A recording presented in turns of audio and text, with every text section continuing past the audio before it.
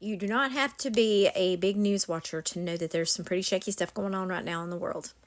Not just our country, definitely in our country, but not just our country. And this is not a political post. This is a post about leaders, but this is not a post about political parties or leaders. This is a post about God. It doesn't matter what political party you're affiliated with, who you like and who you don't like. The fact is that this country and this world need God. We need God. We need God to be leading the leaders. He needs to be guiding their steps, all of them. And this, we're not going to talk about hate. We're not going to talk about who's right and who's wrong. The thing is, we need God guiding everyone's steps. And people may think we can't do anything about it. We just have to sit back. No, we don't. We have that powerful tool that I'm constantly talking about, prayer. God wants us to pray about everything. And He absolutely wants us to pray for each other. And I believe with all my heart we need to pray for our leaders. I don't care if you like them or if you hate them. It doesn't matter. They're leaders or who they are. You know, we've got them in there. The state leaders, the country leaders, the world leaders. They are who they are, and they all need to be prayed for. God can touch any heart.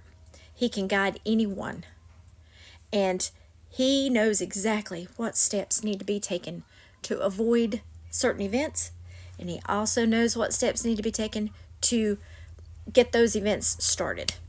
And one thing I know for sure is it's all for our good. It doesn't matter what it looks like. You know, it doesn't matter. God needs to be in control. Because if He is not handling everything, we're all going to steer it in the wrong direction. It's just going to be total chaos. So I'm begging everybody, pray for the leaders.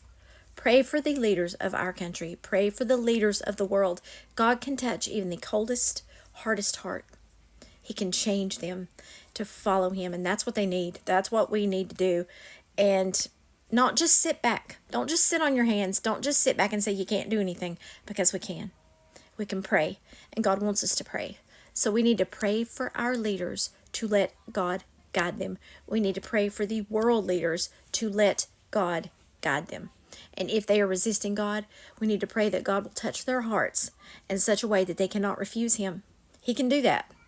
We have free will, absolutely. But He can also put His force, He can put His power down and to where nobody would be able to deny Him.